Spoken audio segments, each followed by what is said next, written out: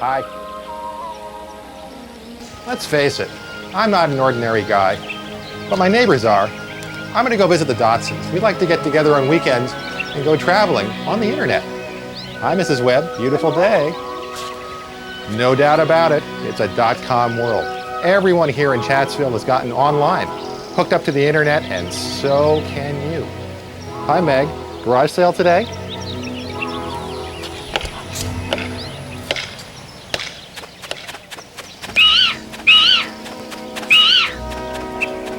I write books about the internet, and I'm here to tell you it's not just for kids anymore. You want to see? Good morning, Good John. morning. Oh, nice threads, John. Oh. I'll be right back.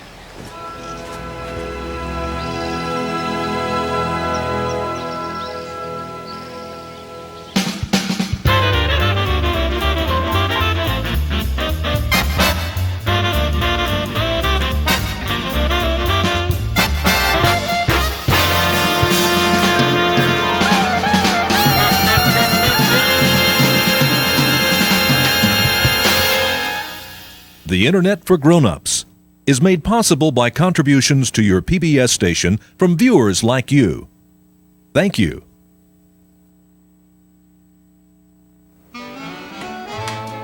Hey, Internet man, good morning. Coffee's on, right this way. I'm right behind you. You know, I've said this about 3 times. Maybe you didn't hear me. I'd like you to go download some breakfast this instant, young man. You also have to do your laundry, clean your room, mow the front lawn. Let's see, you have an English paper to do, and you have a football game at 4 o'clock. I think that's a pretty good day for you. Are you still working on that high school reunion of yours? Yes, Ma. Oh, look, I have email from Anna. Thanks for letting me use your computer. Oh, I never leave home without it. You still inviting that uppity little Smith boy? I always said he'd come to no good. He's a state senator now, Mom, and besides, the reunion is for the whole class. Does that mean you'll be inviting Charlotte Stribling? Your old sweetheart? Don't you wish? Anyway, I can't seem to find her address, and I heard Stribling was 2 married names ago. Did you have computers when you were in school? No, son. Did you have electricity? Have you taken out the trash recently? You think this would be a good time to go camp out in the den? Oh, yeah.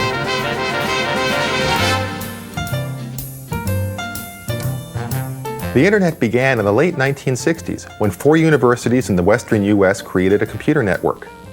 From there, the internet has grown rapidly, at first reaching other U.S. universities and research institutions, but eventually expanding around the globe. And it began to explode in size as it included commercial users and individuals. Today, signs of the internet are everywhere in our daily lives. In America, 1/3 of the nation is online either at home or at work. We shop on the internet, we invest on the internet, we communicate via the internet, and someday we will all be linked by this digital mesh. As the new century begins, over 50 million computers and 150 million users are on the net, and it's still growing by 40 to 50% a year. You also hear a lot about the World Wide Web, that WWW thing.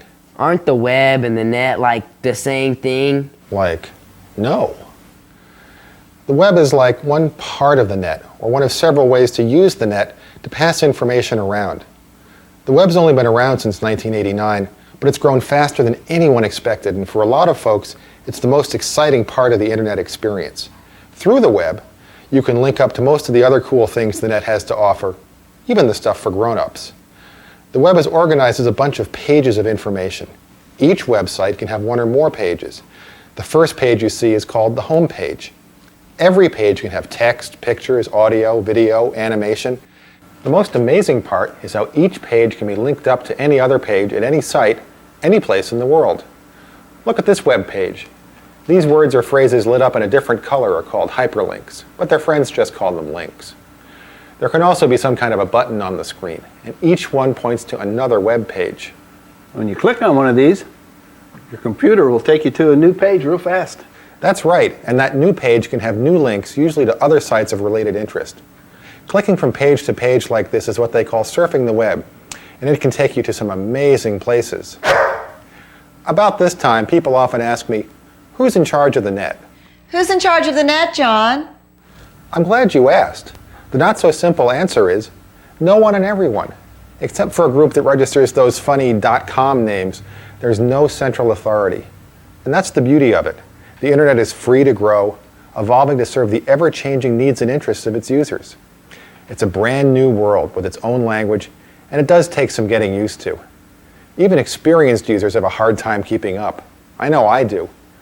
But getting started is easier than ever before, and that's what we'll be showing you. It's helpful to think of the net as a giant encyclopedia. You don't have to read the whole thing to find the parts you want. So if it's all new to you, be patient with yourself. You don't have to understand everything to begin exploring what the net has to offer. And just look where it can take you. In just seconds, you can link up with computers half a world away and see what's going on in London. Or Carnival in Rio. Or check on my stocks in the Hong Kong market. You know, if I had any. Small world, huh? So how did we do that? How did we do that, John? Navigating the net isn't very hard. The computer does most of the work for you with a program called a browser. No, he said browser. B-R-O-D. I think it's time for your walk. It's the software program that runs on your computer, like the one we've been using here. The browser is your key to unlocking the internet and all its treasures. There are several different browsers on the market, but they all work pretty much the same. With the browser running, start by typing in a web address, and the browser handles all the business of taking you there. Hey, John, where do those web addresses come from, and what do they mean? You see them everywhere, all the .coms and ads on TV and in magazines. Everything to do with computers has a funny name, of course, and web addresses are called URLs, which stands for Uniform Resource Locators. So what's in a name? The first part is the scheme, which for web addresses is HTTP:. Dot is just a shorter name for a period. Most of the time, you don't have to type in all that first stuff. Just start with the part after the www dot, and your browser will add the rest. This part is the name of the computer that has the information you want to check out. It's usually named something that gives you a clue what it's about. The bit at the end after the dot tells you something about what kind of site it is or where it is. .com stands for a commercial site. .org means it's probably a non-profit organization like a civic club or a study group. .gov means it's a government site. .mil is a military site. .edu is a university or college. Many sites, particularly outside the US, use a country code such as JP for Japan or UK for United Kingdom. Having said all that, it's less important to understand what's in the name than it is to type it exactly right. If you type it incorrectly, your browser probably won't find what you're looking for. Once you found a site you like, you never have to type its name again. Your browser will let you add it to a list of your favorite web pages, the ones you'd like to return to. Just tell your browser to remember it, and it'll show up in a list usually called bookmarks or favorites. Once you've added a site to the list, all you have to do is select it, and the browser will take you there. This is really useful for sites you visit regularly, like PBS.org. Yeah, what's that cute Jim Lair up to? There's no doubt about it. The internet is changing the way almost everyone does business. Hey, while you're there, pull up the Houston paper. I want to see how my Astros are doing. The internet isn't replacing traditional sources of information and entertainment like newspapers or TV, but it is changing the way they reach and serve their audiences. Around the world, the information once found only in a daily newspaper is now showing up in electronic form on the World Wide Web. We all know how newspapers work, or think we do. Take this newspaper, the Houston Chronicle, for instance. Hundreds of reporters, editors, photographers, and artists come together to produce the stories seen every day. Who's supporting in the race? From there, the stories go to composing for typesetting. Then to the copy desk to fix any typos and errors. Finally, the writings and photographs make their way through engraving and plate making and onto these giant presses. At least, that used to be the only way newspapers published. Now newspapers across the country are publishing on the internet. It's a different kind of media, the same way that television is an immediate kind of media, whereas in the newspaper, we tend to do a more thorough analysis the next day. I think the internet is a different type of thing. very different. And not just because you read it on a computer screen. Stories are searchable. That is, you can ask the paper's website to find a story on a particular subject or particular interest that was published in the paper. And at the Chronicle, you can ask for stories from other news sources. I'm interested in astronomy, so I have in effect electronic clipping services that give me information on astronomy, which we would not run on a daily basis, nor would most metropolitan papers.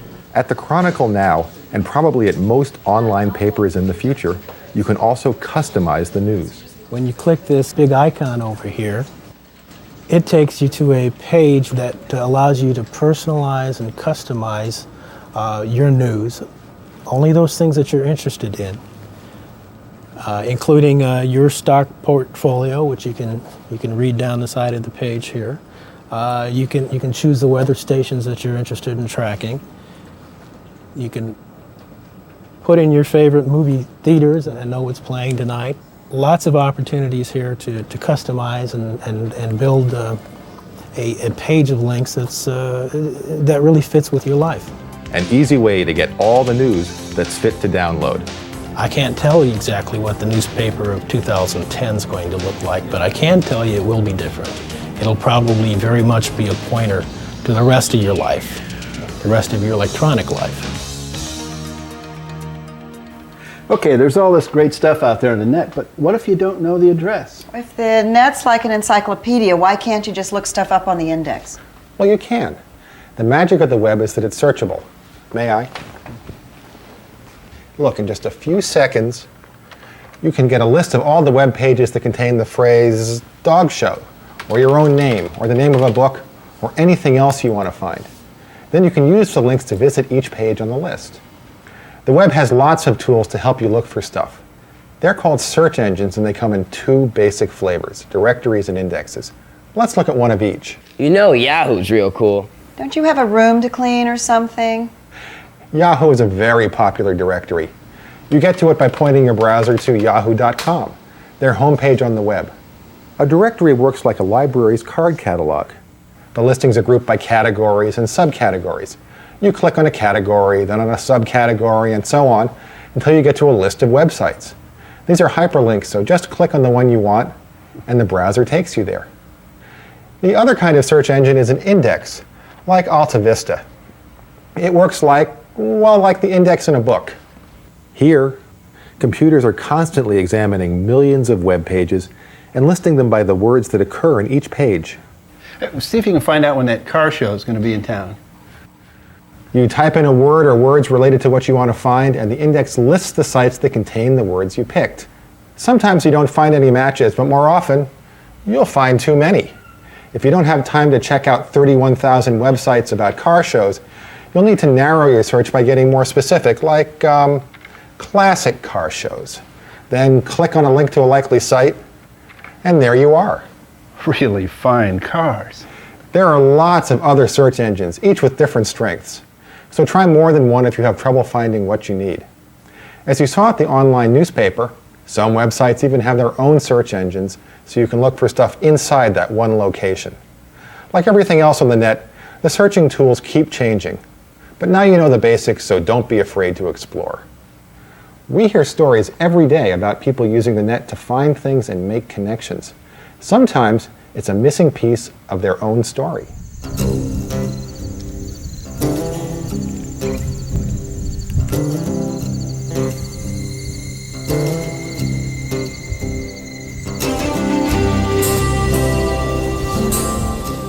Nestled in the foothills of eastern Kansas, Skip Pickering's ranch is 1,000 miles from the nearest shipyard.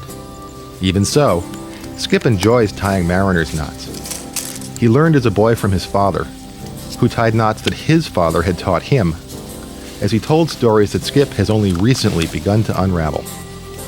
Well, as a child growing up, Dad had all kinds of stories relating to the rumors that great-grandfather had been a blockade runner, which was intriguing to me, of course. Civil War was and is quite a subject. But he had items to show me, too, from great-grandfather. His knife and his pipe, his compass, and a palm push. I guess that's what you'd call it. It slips over your hand and you can shove needles through canvas as you're patching. There were things that I could relate to, I could hold and fantasize about. So Skip decided to take on another chore and continue research his mother had begun. He would try to confirm the existence of this colorful ancestor. My mother's research just took so long. You had to mail everything. And all the closer she got was just a picture of the Denby that she thought possibly could be the ship. It was manufactured in the right place. It was licensed out of Manchester, which was the right place. It was all these things. She couldn't make the link. I knew nothing about computers. I asked him if, does the mouse come with it? Do I need to buy the mouse? I brought it home, plugged it in, and launched myself into this world of the internet. And after about 30 days of making mistakes, learning from my mistakes, backing up, starting again, I finally became confident enough that I was ready to really begin some serious research. Skip eventually located the ship his mother had mentioned, but it took some determination. I used a search engine. I typed in Civil War blockade runner. Little did I know that that was going to be the answer to all my questions. The rancher turned internet surfer scrolled through nearly 20 sites and stopped when he saw something about a ship excavation. That led him to the Denby Project, which took him to a Texas A&M University website. And it gave the names of the co-owners of the Denby. J.H. Schroeder was listed from Manchester, England. Skip then referred to some files he had received from a cousin he'd met online. She had the vital piece of information that put this whole puzzle together. She had the name of Pickering's partners in Manchester. The partner's name was J.H. Schroeder. I couldn't believe it. All of a sudden, it was falling into place. I couldn't sleep that night. I got up at 4 o'clock the next morning to email Bardo Arnold at the Institute of Nautical Archaeology, Texas A&M. By 9:30, 10 o'clock in the morning, there were 3 email there for me from Bardo. I shut down operations here at the ranch, put the equipment away, and I beat feet for Galveston, Texas. Tell me about the connection of your family to the Denby. That's what was interesting. My great-great-grandfather was a silent partner with J.H.W. Schroeder. One of the owners is listed as Schroeder and Company. That's what tipped me off.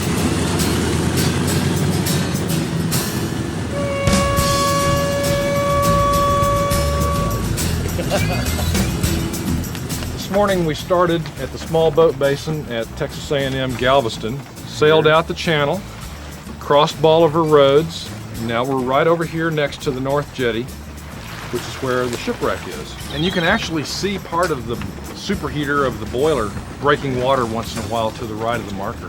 It's an amazing feeling to think that he was right there. And here I am, 134, 35 years later. Here's a guy on our boat who is a descendant of one of the officers or maybe the captain of the Denby. 5 years ago, no email, and it wouldn't have happened, and no internet, no website, no nothing. After all these years, all these rumors, Mother's pet project and mine had finally come to fruition. We found him. Well, the Denby's still there.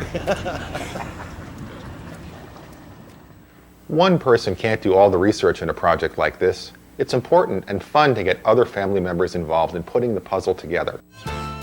Then Grim Reaper, Grandma, Watch it. says, relax, folks, it's just your battery. Hey, you guys, act your age. Hey, we are. You've seen how fast the internet is growing, how it's rapidly become an important part of our lives, changing the way you do the most everyday things. Hey, it's email from Anna and a lot of other people in my class.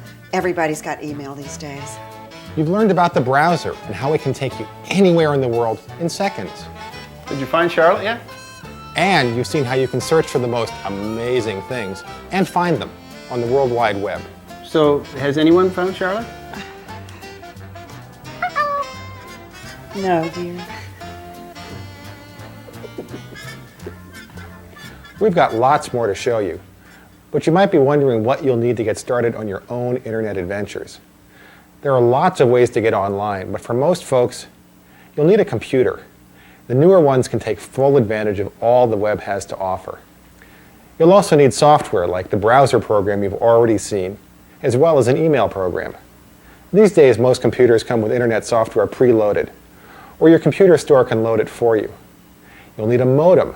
That's the gizmo that lets your computer talk back and forth to the net over your phone line. Most new computers already have one built in. If you buy a new one, the faster the better. And finally, you have to pay to subscribe to an ISP, an internet service provider. Your computer uses the modem to call up the provider's computer, and that computer hooks you up to the net. Picking an internet service provider wasn't that easy. There were so many options. You can choose a big commercial online service, such as America Online, which we call AOL, or CompuServe, or the Microsoft Network, called MSN. These value-added providers are relatively easy to set up and use. They offer phone-in help if you get puzzled. They each have some features you can't find elsewhere. And many give you ways to limit what your kids or grandkids can do online. There are many other ISPs that give you access to the net without all the extra features. They include large national providers such as AT&T WorldNet or Mindspring, all the way down to the local ISP that serves a single community. For a lot of folks, these local ISPs offer all they need or want. There are even some free internet providers that are supported by advertisers in some communities.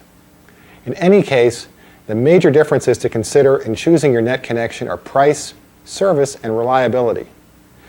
Some questions the Dotsons asked when they shopped for an ISP. Does the ISP have local access numbers so we don't get long distance charges? Do they offer phone support if you have trouble connecting? Am I gonna get a bunch of busy signals when I'm trying to get online? Do they have local numbers in cities I visit? Some ISPs will give you a free trial period of a month or so. Many advertise in the business section of your local paper, or you might visit a friend who's online and try out their account. No matter which service you choose, you'll need to provide some information when you first sign up. AOL and the other value-added providers walk you through it on the screen. Other systems may need some technical information that no normal person should be expected to know, so don't be bashful about asking your ISP for help. Everything we've discussed so far involves connecting to the net over your regular phone lines, which place some limits on how fast you can send and receive information. In some places, you can connect through a cable TV line, and there are faster digital phone connections with names like ISDN and ADSL. You can even use the net without a computer. A subscription system called Web TV uses your TV as a screen for emailing and web browsing. It won't do everything a computer does, but it's easy to set up and use. And people who are comfortable with their TV find it very relaxing. While the World Wide Web gets most of the press, the truth is that even more people use the net for email. Literally billions of email messages zip around the planet every day. And people ask for your email address as often as for your phone number. Just across the Charles River from Boston is the city of Cambridge, home to prestigious universities and to many attractive older neighborhoods. Lots of young people pass through Cambridge every year, but our story is about an 80-year-old neighborhood known as the Larches, where residents these days feel a growing sense of community.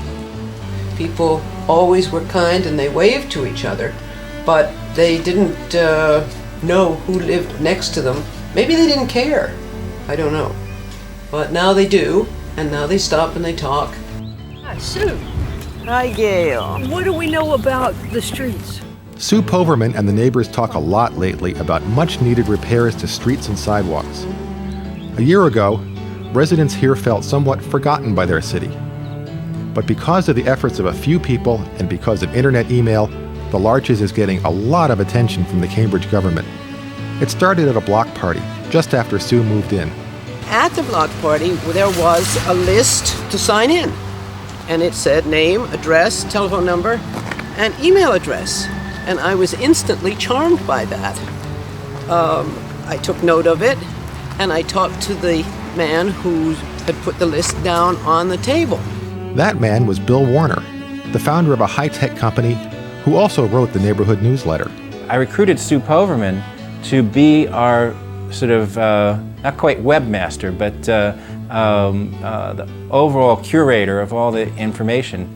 And she's done a phenomenal job of bringing the neighborhood together by really getting all the email addresses, walking around and meeting everyone, walking around and meeting the people who don't have email, giving them hard copy of some of the messages that go around so that they stay informed even if they're not using computers.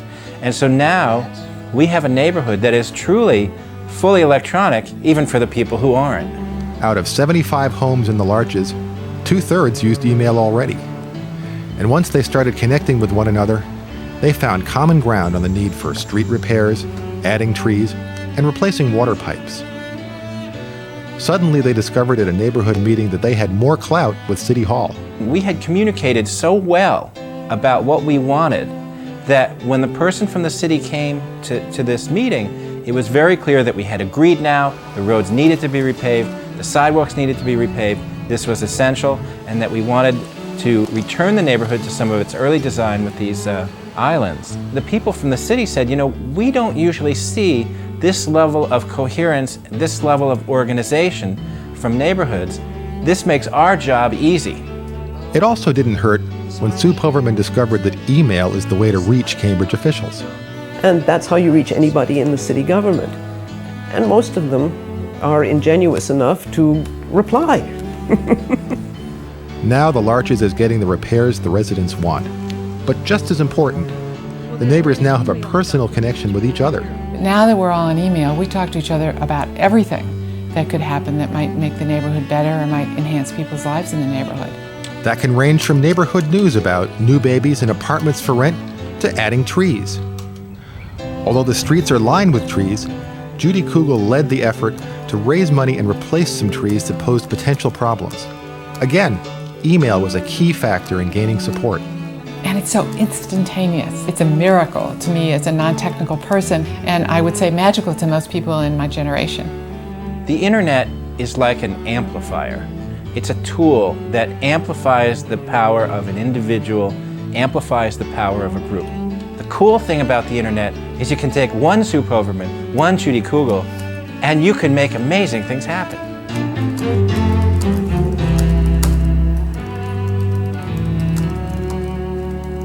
You can get and send email even if you don't surf the web, but you'll need the same basic setup: a computer, a modem, an ISP account, and a software program to tell your computer what to do.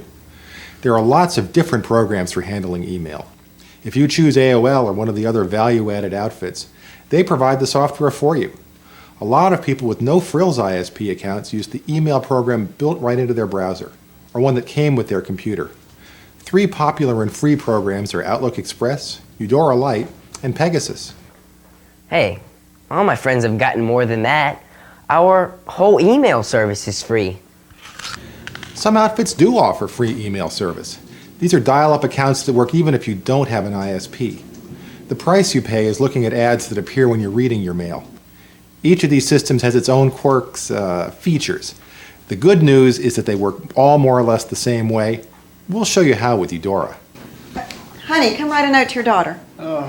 Grandma's program's different from mine. You have to show me again. Grown-ups, you have to explain everything. It's pretty much the same. They just put the buttons in different places. Tell it you want to write a new letter. Address it. What's her address? Here, I'll do it for you. An email address looks different from a web address. It has 2 parts separated by the @ sign.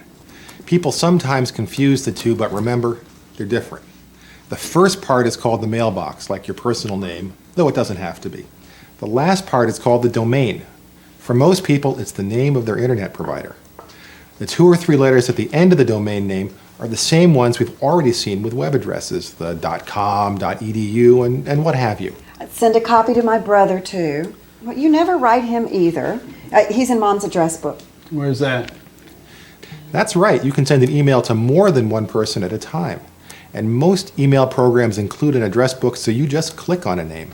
Type in a subject. That'll tell them what your email's all about. How about I'm still here? They'll be so pleased. Now start writing. You can make your letter as casual or as formal as you like. Most email systems let you attach computer pictures, documents, and other files to your email as well. Don't forget to run a spell checker, Dad. The email program tells the modem to dial up your account. Okay, and send it. There, wasn't that easy? and 5 states away in a matter of seconds. It arrives at their daughter's college. When she next checks her email, it'll be waiting for her. The details vary a little from program to program, but basically to read your mail, you log on, click on a message in your inbox, and read it on the screen. Then you can save it, print it, delete it, or you can hit the reply button. The program opens a new blank letter already addressed to the person who wrote you.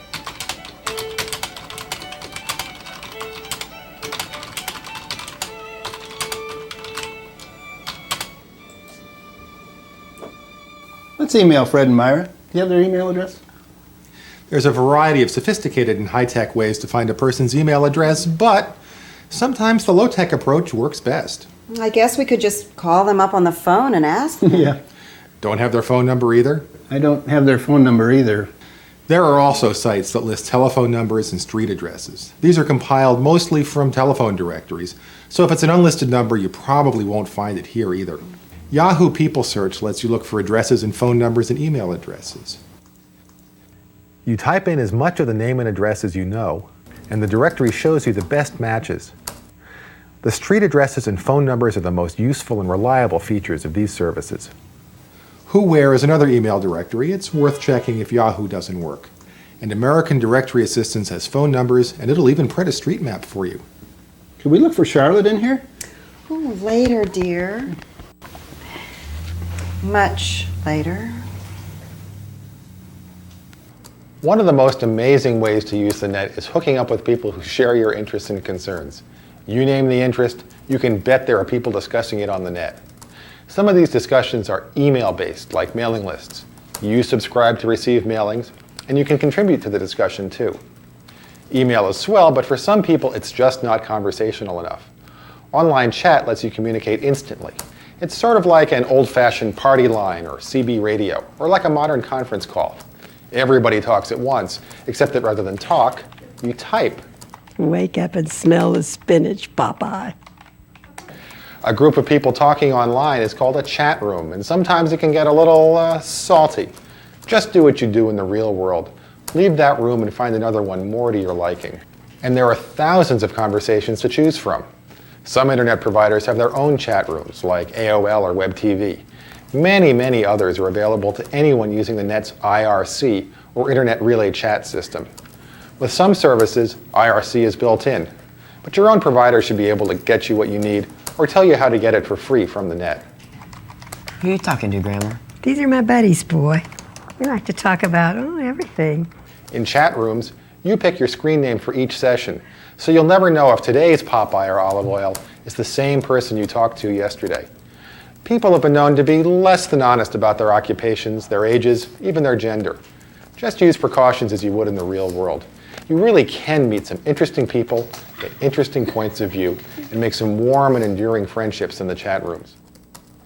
Grandma really enjoys the conversations at a site run by SeniorNet, a group supporting the use of computer technology by older adults.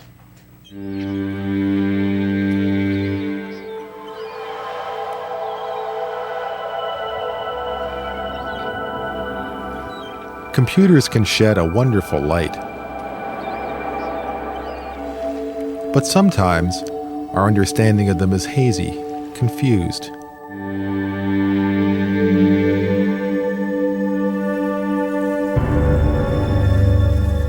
Finding a way to bridge the gap in knowledge is hard.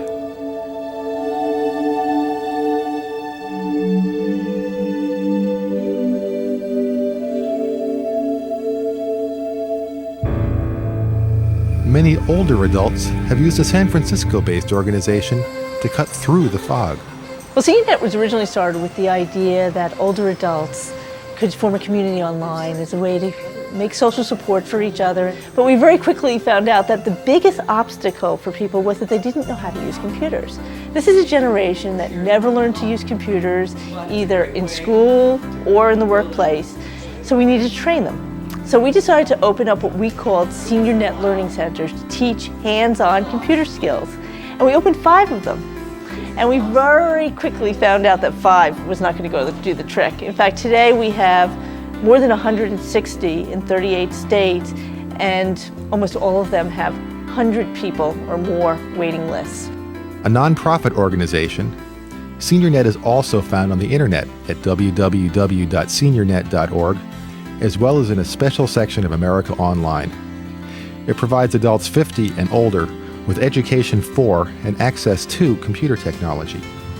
One of its training centers is located in an old elementary school in San Jose, California. Notice that the total sale number hasn't changed yet because I haven't tabbed out of this window.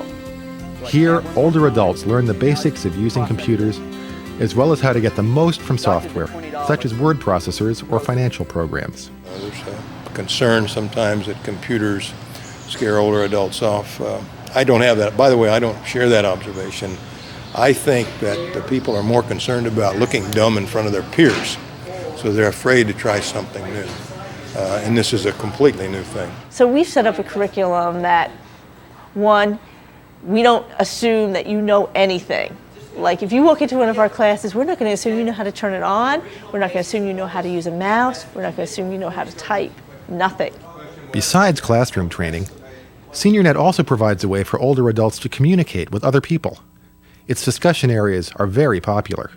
You have friends, you have resources, you have people discussing things that are of interest to you. You can join in a folder, which is the way we talk about the discussion groups on the AOL part of it. And we have roundtables on SeniorNet's website where there are all kinds of topics, something like 180 different topics on SeniorNet's website that people can talk about, from very serious things to light topics. Another longtime member is Dr. Ben Budai, a retired physician who lives in San Francisco. Dr. Budai generally approves of the many health discussions on SeniorNet and of the wide availability of health information on the internet, but suggests using some caution. There is a lot of information, a lot of good information, and a lot of bad information. Don't deny yourself access to information, but learn its consequences, and hopefully its unintended consequences. We talk to each other online about scams, frauds. We share that information when something is good and when something's bad. Connie Acton joined SeniorNet about 8 years ago. In person, people tend to be rather superficial, talk about the weather or sports or whatever. But they really do share online, and they're very supportive of each other generally. I found SeniorNet at a time of great grief for me.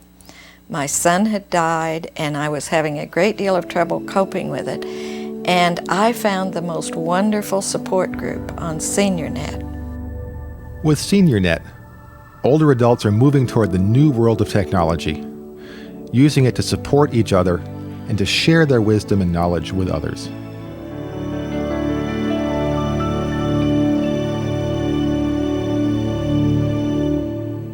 And by the way, some folks much prefer discussion groups to chat.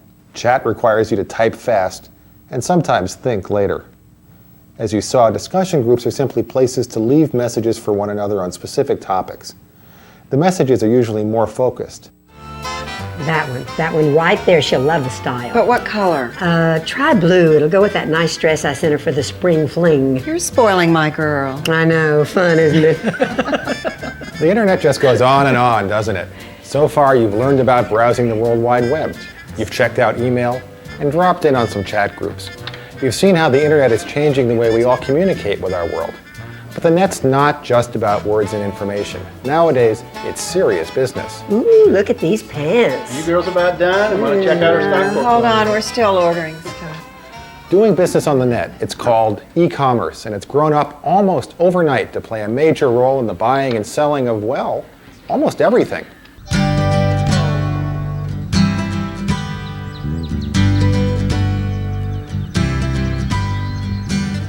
Welcome to Dodgeville, Wisconsin, population 4,000. You might mistake it for a Norman Rockwell picture. Folks here live a less complicated life. But just around the bend is the headquarters of e-commerce pioneer Land's End. You've seen their catalogs for more than 30 years. Now you can also shop them on the net. Land's End's always been a pioneer at trying to figure out great ways to service our customers.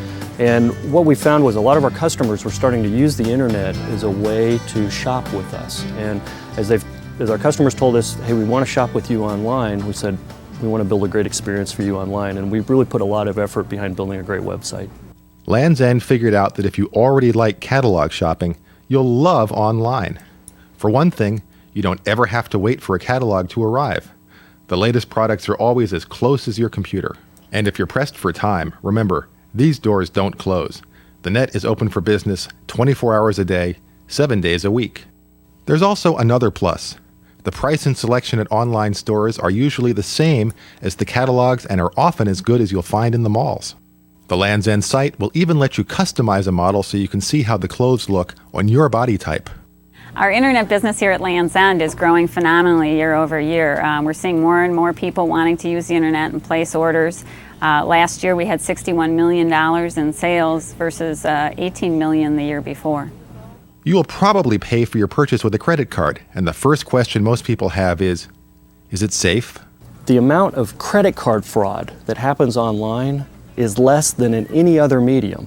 So you are far more likely, if you give your credit card to someone in a restaurant and they go to the back room and they're charging your little bill, that's far more likely for somebody to steal your credit card that way than online. Many online stores put your card number into a special code before you send it over the net. They use encryption to hide the number. And even without encryption, the chances of someone swiping your card number in transit are very, very remote. Now, for the actual shopping. When you go to Land's End website to place an order, what you do is first go to our homepage. When you get to the homepage, you'll have choices of product categories that you could go into, similar to the different departments in a department store. Say you want to go to the women's area. You click on women's, pick the particular product that you're looking for. Then you go in and say, maybe I want to see the colors that are available in that product. So you click on the colors, the available colors would come up, and anytime you want to purchase something, you can click on the shopping basket and add that to your shopping basket. You can then go to the checkout, look at what you have in your shopping basket, make sure that that's what you want at that point, and then you can check out. If you put your name in, you put your credit card number in, and then you place your order.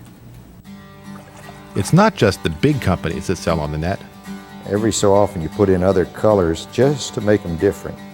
Alan Bean has a unique perspective as an artist.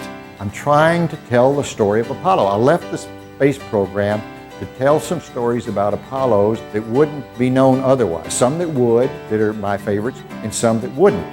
He literally has been where no artist has gone before or since. In 1969, Bean became the fourth man to walk on the moon, and today he devotes his life to painting what he saw. My hobby was painting and had been even before I became an astronaut.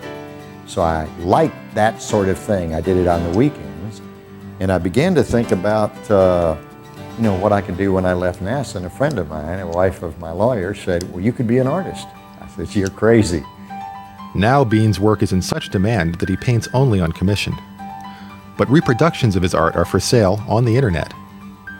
A website run by a firm called Nova Graphics is the largest seller of the astronaut artist's work. I do know that there are a lot of people that won't go to an art gallery, never been one, they're not interested in going, but they would go to their computer and look on that if the same information were available. So I guess it's important if you're an artist and want people to see your work, that the people that normally would see it, and then those some percent that would never even look or even care about it get a chance to look at it. So I think the internet is going to change a lot of things about art. It may also be appropriate that cyberspace is where so much of this spaceman's art is sold.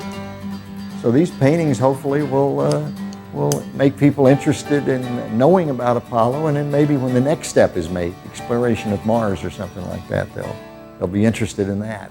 Some other artist will go and come back and paint that experience.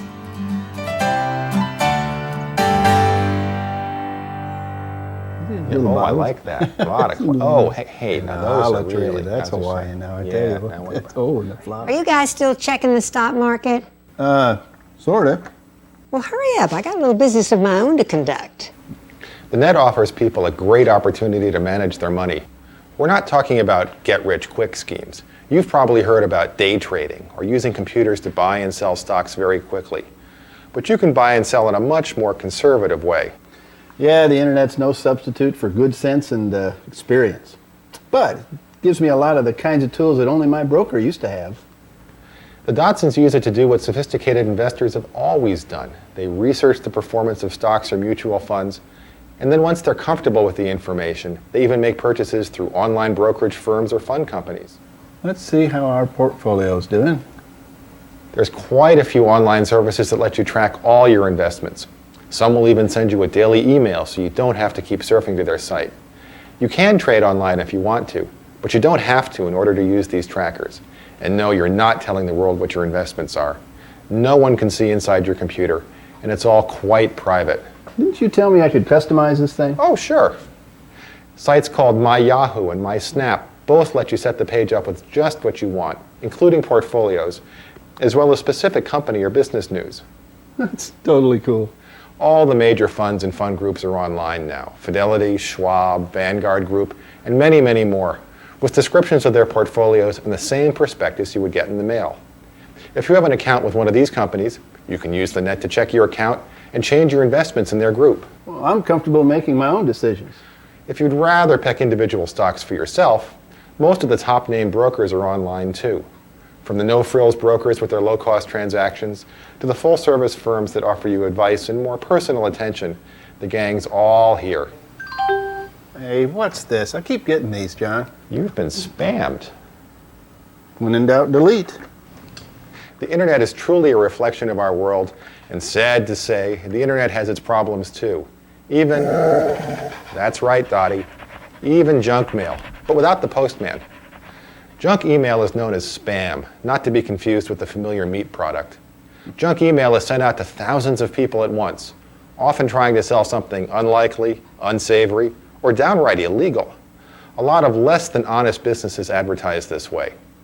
Many spams include a line that says something like, "Send us a message with the word remove in it to quit getting our offers." Hey, does that work? Sorry, it almost never works.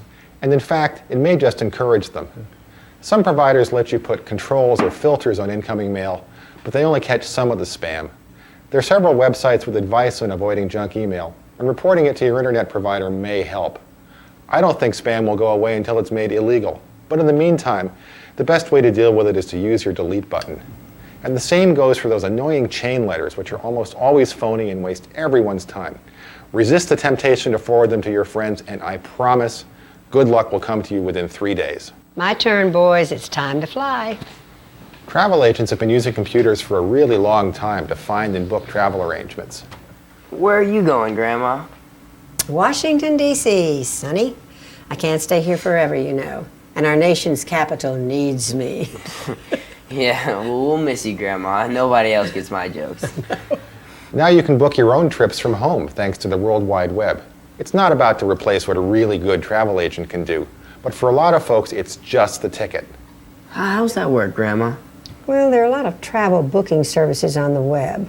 Plus, just about every airline in the country has a website. I usually check out who's flying where I want to go, but I'm in Continental's frequent flyer program, so I always like to try them if I can. And I know they fly to Washington. Well, show me how you do it. I mean, I might want to go somewhere too. Right, you and Huck Finn. Friend of yours? All right.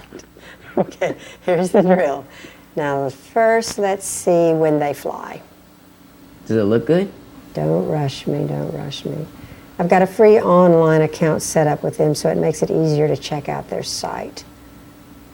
First, I'll search by timetable so I'll know what all's available. That one looks interesting. It'll also let me search for the best fare. Prices can vary from flight to flight, so I want it to help me save some money. Aha, there's the one I want right there.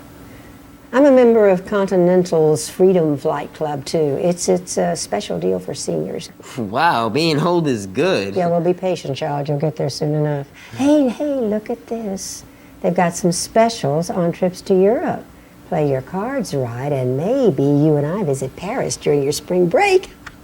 Yeah, but what about Mom and Dad? What about them? Look, I can't pay for everybody. And besides, your dad isn't much fun in a foreign country. Not much fun here either. No, it's not. Okay, let's stick to business. I'm going to check out the plane for my Washington trip. It's a 737-500. And see, there's a seating plan. I want an aisle seat close to the front, so I'll ask them if I can have 7 or 8C. And now we make the reservation. I click on the flight. I can make my hotel and rental car reservations here too, but I'll do that later. Hey, and look, they'll even print me out a map of the terminal so I won't get lost trying to find my gate. Grandma's an experienced traveler, but even she might have been intimidated by the trip a Florida couple recently took. They traveled the world for a whole year and got married along the way.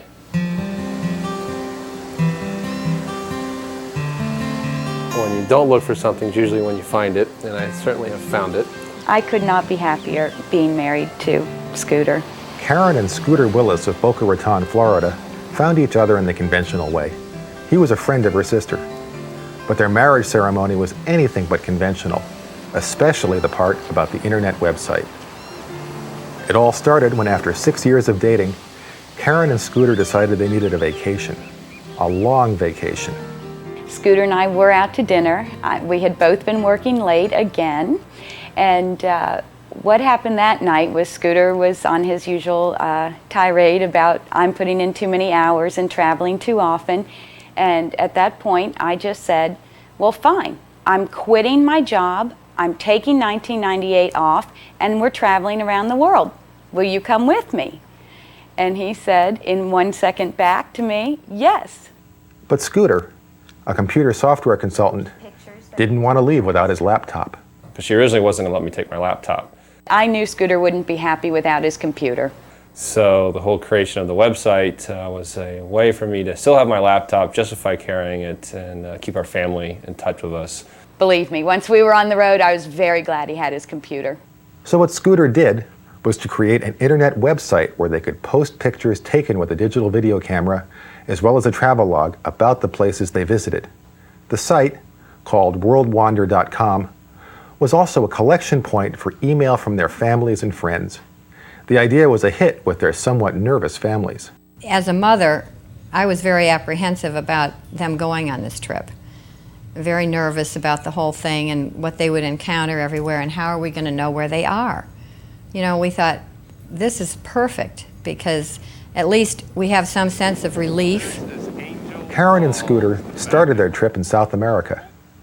They visited sites such as the Inca ruins at Machu Picchu in Peru, but found Acha Falls in Venezuela particularly captivating. While there, Scooter decided it was the right spot for a proposal. We were very casual down on the beach one afternoon. We'd just gotten back from hiking around, and he just looked at me, and I was just grungy and wet and sandy, and he just said, will you marry me? And I was totally surprised. I got emotional, I got very happy, excited, giddy, and then I made him videotape it. A few days later, their families got the word when Scooter posted the news on their website. Homer had come home and I was shouting and crying at the same time. He said, what is wrong? I said, well, Scooter's asked Karen to marry him, and I was happy. Scooter and Karen continued to travel, visiting Asia and then Africa. Despite the demands of preparing their website reports and the challenges of using the internet in some parts of the world, they kept posting stories and pictures. For the most part, it worked out fairly well that every major city, pretty much anywhere in the world, I had no problem dialing in. We went to 40 different countries, and except for maybe 2 of them, we could either go to an internet cafe and get some work done, or just check into a hotel that actually had a phone line, and then dial in and connect it to the World Wide Web. Also, when we started getting the email responses back from our family and friends who were keeping up with us, and how they had their whole offices involved in it and their families reading it, and pretty soon we had hundreds of people, an audience that was had expectations of us sending information of our travels. So by the time we were 2 or 3 months into it, there was no turning back.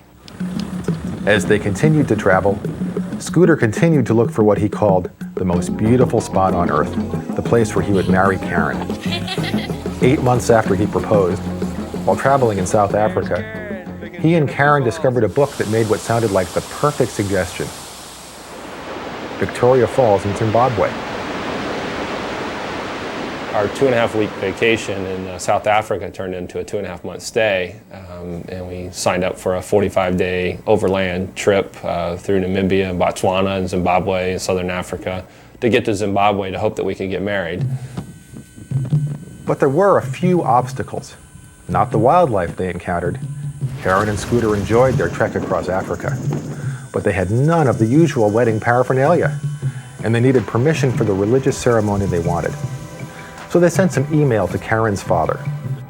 They needed a little help. We had to get some papers from our church, from our pastor, saying that Karen was a member of our church and had never been married before, and we had to get all that done in 2 days because they gave us 3 days notice. Are you ready yet? Not quite. I'm nervous. Good. Well, I love you. When they married, they married both with the local magistrate, so it's a legal marriage in around the world, but also they had the benefit of a Catholic clergyman. With the materials that he received from us, was able to go ahead and orchestrate their wedding vows according to our church also, which usually takes about 4 months. We ended up getting it done in about 4 hours. Every single thing for the wedding had to be ordered from another city about 3 or 4 hours away and delivered by train. The fabric for the dress, the flowers, the champagne, the rings, everything. But eventually, it all came together. And there they were, Scooter in a tux, Karen in a white dress, getting married on an island in the middle of the Zambezi River near Victoria Falls. What our wedding turned out to be far exceeded my expectations. Oh my gosh, look at her. There's your baby. And back home in Florida, a day or so later, the families were looking at the wedding photos and reading an account of the wedding. To think that they had the ability to take those beautiful pictures and to get it to a web page to go out to whoever wanted to click on their web page, I thought that was fantastic. The internet really solved the problem of having everyone participate in a really great way in our wedding. We knew that we could broadcast our wedding very soon or shortly after the wedding. So that made us feel better that people would not be totally left out of the celebration. You might look for new photos on the Willis' website in the future. For their next trip, they want to visit Antarctica.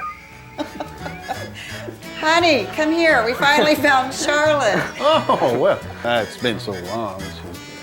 So, she gonna make the reunion? You better come see for yourself, dear. Only it's Sister Charlotte now. Nice outfit. No. Oh, let's write her right back. Oh, you wouldn't dare. She looks great here. There. Yeah. She looks wonderful. She has This would be a good time for us to leave, don't you think? We've covered so much, but it feels like we've barely scratched the surface. Communicating with others, finding travel and hobby information, emailing your friends, chatting online, shopping, investing. The internet has so much to offer. Getting started just keeps getting easier. And if you make a few mistakes learning your way around, your computer won't break and the sky won't fall. It's a great way to stay in touch with the world you already know and to discover new worlds I'm sure you'll want to explore. The internet is for grown-ups now, and I know you'll fit right in. See you in cyberspace.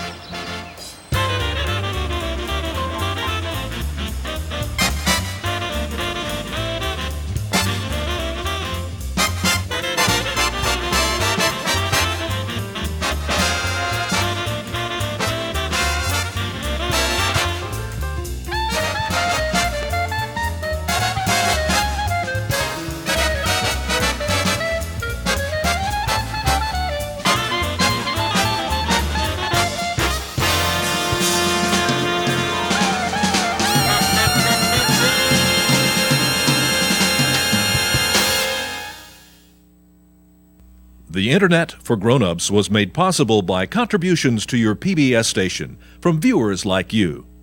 Thank you. This is PBS.